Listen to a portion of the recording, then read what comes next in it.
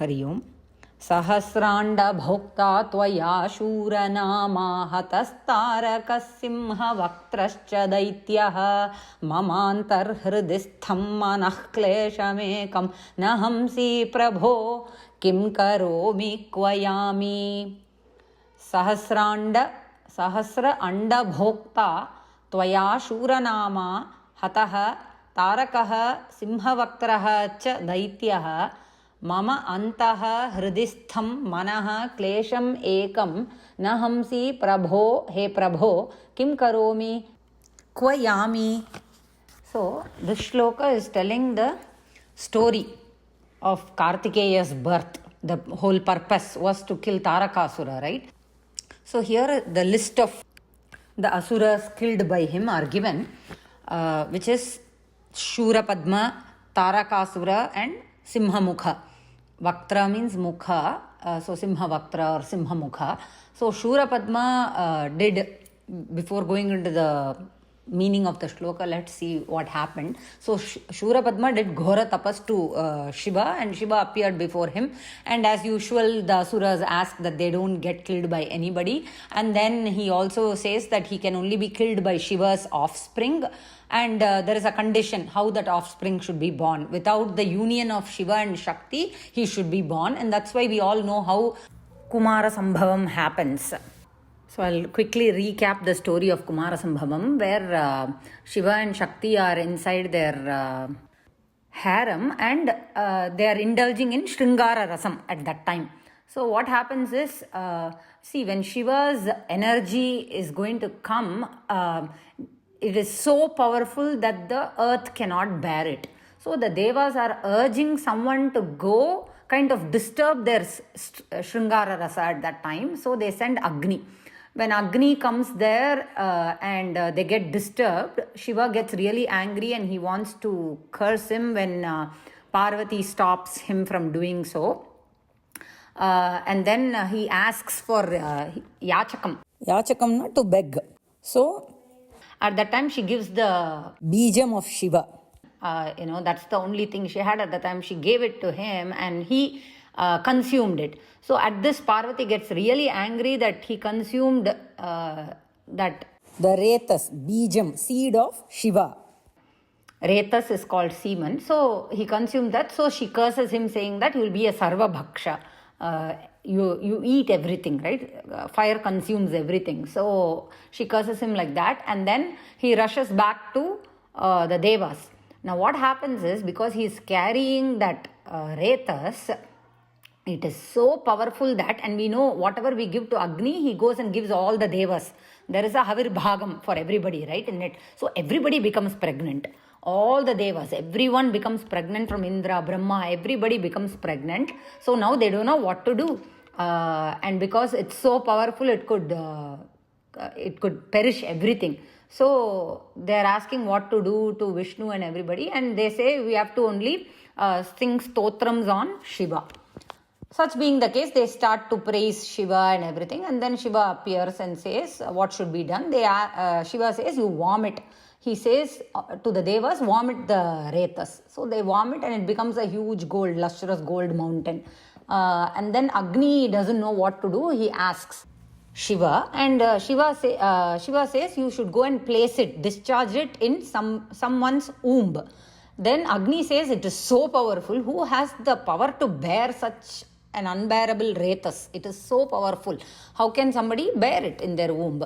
So that's how Maheshwara Sadashiva says, let this Retas be discharged every month in the body of those who are warmed during the menstruational cycle. So that is how women have their menses. So then, accepting his words, he goes to an ashrama, I think. The wives of some sages are there, and then they habitually go every morning to take a bath when they are, it is so cold. And then they see this small fire, this Agni there, and they say, let's go warm ourselves there. Arundhati stops them, warns them and says, don't go. But they don't listen, and they go warm themselves there, and then through their skin pores, they get impregnated with that Retas. And that's how, those are the kritikas that come and warm themselves near the Agni. So then what happens is then they are, I think they go back, the wives go back to the, their hut, and there the rishis curse them. And that's how they become the kritikas, nakshatra, constellation in the sky. And because of this, distress, they have been cursed and all that, they discharge it. They discharge the retas again, and it goes and flows into the Ganga. Anga ஒரு சரவண அப்படிங்கிற வீட்ஸ்ல போய் அது உட்காருது. From there, again it goes into a lotus pond or something, and then 6 faces are seen in the 6 petals, and that's how Parvati takes and nurtures and nourishes Kumara. Why we saw Kumara Sambhavam was because Shurapadma had a condition as to how the offspring of Shiva should be born. The offspring should not be born with the union of Shiva and Shakti. That is why we saw how Kumara was born. So now Shurapadma, after getting the boon from Shiva, as usual, they become very, Ahankara dominates them, right? So what he does, he troubles the devas and everything. So one time, even Shurapadma, having got the boon from Shiva itself, he tried to lift the Kailasha, and then Shiva pushes the mountain with his leg, with his toe, and he gets trapped under the mountain.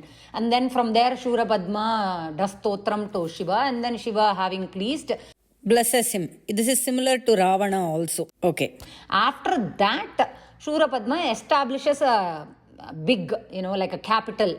He builds this Veeramahendrapuram, Jayantipuram that we know today as Tiruchendur in Tamil Nadu, is Veeramahendrapuram or Jayantipuram. He builds that in the middle of the ocean, and he gave some parts of it to his brothers, who are none other than mentioned in this very shloka, Taraka and Simhavaktra or Simhamukha. So when Kumara marches towards this Veeramahendrapuram where the big battle happens, he first kills Tarakasura, the younger brother of Shurapadma, who's standing in the entrance. So he kills him. Then Simhamukha is killed. See, all this Vadham, wherever we read about Vadham, whether it is Devi Puranam, Shivastotram, anywhere when we see Vadham, Tripura Samharam, all these Vadham, what they actually signify is good over evil, we say, right? What that means is our bad qualities are destroyed. Kama, Krodha, Lobha, Moha, all these are represented by these asuras. So whenever we read about a Vadham, we have to understand that the Sattva Gunam has to become more to kill all these enemies, our own internal enemies. All these asuras represent our internal enemies. And when Bhagavan kills these asuras with their ayudham, it symbolizes that they are being given moksha. That is what it is. So here also, when Shanmukha kills them, when we say killed the asura, that means the asura was graced to become, they were changed into a vahanam, or they were given moksha. So here, when Shurapadma was killed, he was transformed into being Shanmukha's vahana, Mayura Vahanam. So that is the popular Sura Samhara story here. That is what is being told in this shloka here. We'll see that now. We'll send it in a separate audio as it is crossing more than 8 minutes. Ram Ram.